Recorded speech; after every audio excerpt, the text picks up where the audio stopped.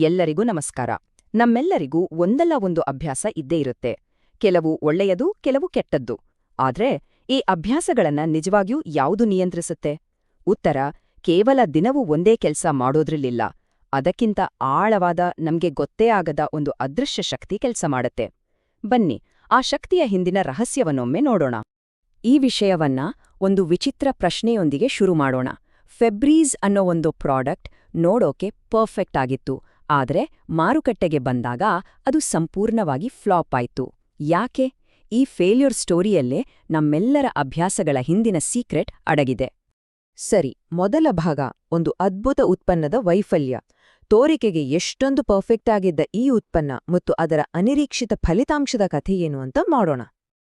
ಇದೊಂದು ರೀತಿ ಕ್ರಾಂತಿಕಾರಿ ಉತ್ಪನ್ನವಾಡಿತು. ಇದು ವಾಸನೆಯನ್ನ ಸುಮ್ನೆ ಮುಚ್ಚಿ ಹಾಕುತ್ತಿರ್ಲಿಲ್ಲ, ಬದಲಾಗಿ ಆ ವಾಸನೆಗೆ ಕಾರಣವಾದ ಅಣುಗಳನ್ನೇ ನಾಶ ಮಾಡಿ ಅದನ್ನ ಸಂಪೂರ್ಣವಾಗಿ ಇಲ್ಲವಾಗಿಸುತ್ತಿತ್ತು. ಅಕ್ಷರಶಃ ಒಂದು ವೈಜ್ಞಾನಿಕ ಅದ್ಭುತ. ಈ ಪ್ರಾಡಕ್ಟ್ ಎಷ್ಟು ಪವರ್ಫುಲ್ ಅಂತ ಗೊತ್ತಾಗೋಕೆ ಒಬ್ಬ ಪಾರ್ಕ್ ರೇಂಜರ್ ಕಥೆನೇ ಸಾಕು. ಅವರ ಮನೆ, ಬಟ್ಟೆ ಎಲ್ಲದ್ರಿಂದಲೂ ನಿರಂತರವಾಗಿ ಸ್ಕಂಕ್ ಅನ್ನೋ ಪ್ರಾಣಿಯ ಕೆಟ್ಟ ವಾಸನೆ ಬರ್ತಿತ್ತು. ಇದು ಅವರ ಸೋಷಿಯಲ್ ಲೈಫ್ ಮೇಲೆ ತುಂಬಾನೇ ಪರಿಣಾಮ ಬೀರ್ತಿತ್ತು.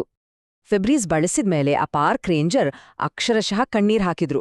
ಅವ್ರು ಹೇಳಿದ್ದ ಈ ಮಾತು ನೋಡಿ ಉತ್ಪನ್ನದ ಶಕ್ತಿ ಎಷ್ಟಿದೆ ಅಂತ. ಅದು ಬರೀ ವಾಸನೆ ತೆಗೆದಿಲ್ಲ, ಅವರಿಗೆ ಒಂದು ಹೊಸ ಜೀವನವನ್ನೇ ಕೊಟ್ಟಿತ್ತು. ಇಷ್ಟೆಲ್ಲ ಅದ್ಭುತ ರಿಸಲ್ಟ್ಸ್ ಆದ್ರೂ ಕಥೆಯಲ್ಲಿ ಒಂದು ದೊಡ್ಡ ಟ್ವಿಸ್ಟ್ ಇತ್ತು. ಫೆಬ್ರೀಸ್ ಮಾರುಕಟ್ಟೆಯಲ್ಲಿ ಸಂಪೂರ್ಣವಾಗಿ ಫೇಲ್ ಆಯಿತು. ಯಾರೂ ಅದನ್ನ ಕೊಂಡುಕೊಳ್ಳಲೇ ಇಲ್ಲ. ಇದಕ್ಕೆ ಕಾರಣ ಏನು ಗೊತ್ತಾ? ರಿಸರ್ಚರ್ಸ್ 9 ಬೆಕ್ಕುಗರಿದ್ದ ಒಬ್ಬ ಮಹಿಳೆ ಮನೆಗೆ ಹೋದ್ರು. ಅಲ್ಲಿ ಸಿಕ್ಕಾಪಟ್ಟೆ ವಾಸನೆ. ಆದ್ರೆ ಆ ಮಹಿಳೆಗದರ ಅರಿವೇ ಇರ್ಲಿಲ್ಲ. ಯಾಕಂದ್ರೆ ಅವರು ಆ ವಾಸನೆಗೆ ಎಷ್ಟು ಹೊಂದ್ಕೊಂಡ್ಬಿಟ್ಟಿದ್ರು ಅಂದ್ರೆ ಅದನ್ನು ಗುರುತಿಸೋ ಶಕ್ತಿನೇ ಕಳ್ಕೊಂಡಿದ್ರು. ಅಂದ್ರೆ ಪ್ರಾಡಕ್ಟ್ ಬಳಸೋಕೆ ಒಂದು ಕ್ಯೂ ಅಥವಾ ಸೂಚನೆನೇ ಇರ್ಲಿಲ್ಲ. ಸರಿ, ಎರಡನೇ ಭಾಗ, ಮೆದುಳಿನ ಬಯಕೆಯ ಯಂತ್ರ. ಈಗ ನೋಡಿ, ಈ ಸಮಸ್ಯೆಯ ಪರಿಹಾರ ಬಿಸ್ನೆಸ್ ಸ್ಟ್ರಾಟಜಿಲಿ ಇರ್ಲಿಲ್ಲ, ಬದಲಾಗಿ ನಮ್ಮೆಲ್ಲರ ಮೆದುಳಿನ ಸೈನ್ಸ್ನಲ್ಲೇ ಅಡಗಿತ್ತು. ಇಲ್ಲಿ ಬಯಕೆ ಅನ್ನೋ ಪದ ತುಂಬಾ ಮುಖ್ಯ. ಇದು ನಮ್ಮ ಅಭ್ಯಾಸಗಳನ್ನ ಓಡ್ಸೋ ಇಂಜಿನ್ ಇದ್ಹಾಗೆ. ಇದು ಸುಮ್ನೆ ಒಂದು ಆಸೆಯಲ್ಲ.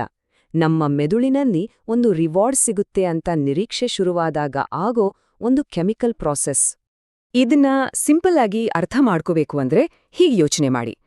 ನಾವ್ ರಸ್ತೆಯಲ್ಲಿ ನಡ್ಕೊಂಡು ಹೋಗ್ತಿರ್ತೀವಿ, ಹಸಿವೇ ಇರಲ್ಲ. ಆದ್ರೆ ಎಲ್ಲೋ ಒಂದು ಬೇಕರಿಯಿಂದ ಬಿಸಿ ಬ್ರೆಡ್ನ ಸುವಾಸನೆ ಬರುತ್ತೆ. ಅಷ್ಟೇ, ತಕ್ಷಣ ನಮ್ಮನ್ನ ಏನೋ ಒಳಗೆ ಸೆಳೆಯುತ್ತಲ್ವಾ? ಆ ಮಾನಸಿಕ ಹಸಿವೆ ಬಯಕೆ. ನಮ್ಮ ಬ್ರೈನು ಹೇಗೆ ಕೆಲಸ ಮಾಡುತ್ತೆ ಅಂದ್ರೆ, ಒಂದು ಸೂಚನೆ ಸಿಕ್ಕಿದ ತಕ್ಷಣ ಅದು ರಿವಾರ್ಡ್ನ ಎಕ್ಸ್ಪೆಕ್ಟ್ ಮಾಡಕ್ ಶುರು ಮಾಡುತ್ತೆ. ಆ ನಿರೀಕ್ಷೆನೇ ಡೋಪಮೈನ್ ರಿಲೀಸ್ ಮಾಡೋದು. ಒಂದು ವೇಳೆ ಆ ರಿವಾರ್ಡ್ ಸಿಗದೇ ಇದ್ರೆ ಮೆದುಳಿಗೆ ಒಂಥರ ನಿರಾಸೆ ಆಗುತ್ತೆ. ಕೆಟ್ಟ ಅಭ್ಯಾಸಗಳ ವಿಷಯದಲ್ಲೂ ಆಗೋದು ಇದೆ. ಆ ಕೆಟ್ಟ ಕೆಲಸ ಮಾಡೋ ಮೊದಲೇ ಮೆದುಳು ಅದರ ರಿವಾರ್ಡ್ನ ರುಚಿ ನೋಡೋಕ್ ಶುರು ಮಾಡಿರುತ್ತೆ. ಸರಿ, ಮತ್ತೆ ಫೆಬ್ರೀಸ್ ಕಥೆಗೆ ಬರೋಣ.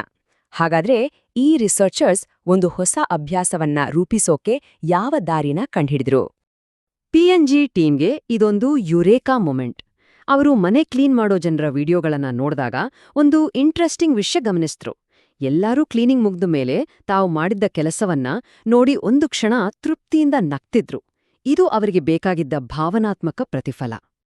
ಈ ಒಂದು ಚಿಕ್ಕ ಅಬ್ಸರ್ವೇಷನ್ ಅವರ ಇಡೀ ಸ್ಟ್ರಾಟಜಿಯನ್ನೇ ಬದಲಾಯಿಸ್ಬಿಡ್ತು. ಅವರು ವಾಸನೆ ತೆಗೆಯೋದನ್ನ ಬಿಟ್ಟು ಒಂದು ಫೀಲಿಂಗ್ ಅನ್ನ ಮಾರಾಟ ಮಾಡೋಕೆ ಶುರು ಮಾಡಿದ್ರು. ಮೊದಲು ಫೆಬ್ರೀಸ್ ಅಂದ್ರೆ ವಾಸನೆ ತೆಗೆಯೋ ಒಂದು ಟೂಲ್ ಆಗಿತ್ತು. ಆದ್ರೆ ಹೊಸ ಸ್ಟ್ರಾಟಜಿಯಲ್ಲಿ ಅದು ಕ್ಲೀನಿಂಗ್ ಮುಗಿದ್ಮೇಲೆ ಸಿಗೋ ಒಂದು ರಿವಾರ್ಡ್ ಆಯ್ತು. ಇನ್ನು ಮುಂದೆ ಅದು ಪ್ರಾಬ್ಲಮ್ ಸಾಲ್ವ್ ಮಾಡೋ ಪ್ರಾಡಕ್ಟ್ ಆಗಿರ್ಲಿಲ್ಲ, ಬದಲಿಗೆ ಒಂದು ಒಳ್ಳೆ ಅನುಭವ ಕೊಡೋ ಪ್ರಾಡಕ್ಟ್ ಆಗಿ ಬದಲಾಗಿತ್ತು. ಇದು ನಿಜಕ್ಕೂ ಒಂದು ಜೀನಿಯಸ್ ಮೂವ್. ಅವರು ಫೆಬ್ರೀಸ್ಗೆ ಒಂದು ಹಿತವಾದ ಫ್ರೆಶ್ ಆದ ಸುಗಂಧವನ್ನ ಸೇರಿಸಿದ್ರು. ಈ ಸುಗಂಧದ ಉದ್ದೇಶ ವಾಸನೆ ಮುಚ್ಚಿ ಹಾಕೋದಲ್ಲ, ಬದಲಿಗೆ ಕ್ಲೀನಿಂಗ್ ಅನ್ನೋ ಕೆಲಸ ಮುಗಿದೆ ಅಂತ ಸಾರೋ ಒಂದು ಸಂಕೇತ, ಒಂದು ಪಾಪ್ ಕೊಡೋದು. ಈ ಒಂದೇ ಒಂದು ಬದಲಾವಣೆಯ ಫಲಿತಾಂಶ ಫ್ಯಾಬ್ರೀಸ್ನ ವಾರ್ಷಿಕ ಆದಾಯ $1 ಬಿಲಿಯನ್ ಜಾಸ್ತಿಯಾಯಿತು. ನೋಡಿ, ಒಂದು ಬಯಕೆಯನ್ನ ಸರಿಯಾಗಿ ರೂಪಿಸಿದ್ರೆ ಅದರ ಶಕ್ತಿ ಎಷ್ಟಿರುತ್ತೆ ಅಂತ. ಒಬ್ಬ ಕಸ್ಟಮರ್ ಹೇಳಿದ ಈ ಮಾತು ಎಲ್ಲವನ್ನೂ ಹೇಳುತ್ತೆ. ಕೊನೆಯಲ್ಲಿ ಆ ಸುಗಂಧ ಬರೋವರೆಗೂ ಮನೆ ಕ್ಲೀನ್ ಆಗಿದೆ ಅನ್ನೋ ಫೀಲೇ ಬರೋದಿಲ್ಲ. ಅಂದ್ರೆ ಜನ ಆ ಸುಗಂಧಕ್ಕಾಗಿ, ಆ ಕ್ಲೀನ್ ಫೀಲಿಂಗಾಗಿ ಹಂಬಲ್ಸೋಕೆ ಶುರು ಮಾಡಿದ್ರು. ಆ ಬೈಕೆಯನ್ನ ಯಶಸ್ವಿಯಾಗಿ ಸೃಷ್ಟಿಸಲಾಗಿತ್ತು.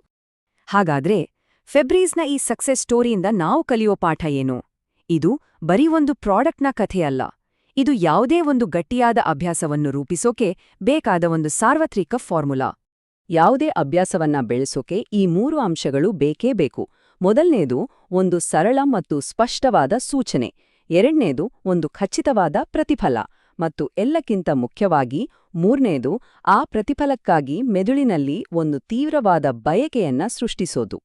ಟೂತ್ಪೇಸ್ಟ್ ವಿಷಯದಲ್ಲಿಯೂ ಇದೇ ಫಾರ್ಮುಲಾ ಕೆಲಸ ಮಾಡೋದು. ಅದರಲ್ಲಿರೋ ಆ ಜುಮ್ಮಿನ್ಸೋ ತಂಪಾದ ಫೀಲಿಂಗ್ ನಿಜವಾಗ್ಲೂ ನಮ್ಮ ಹಲ್ಲುಗಳನ್ನ ಜಾಸ್ತಿ ಕ್ಲೀನ್ ಮಾಡಲ್ಲ.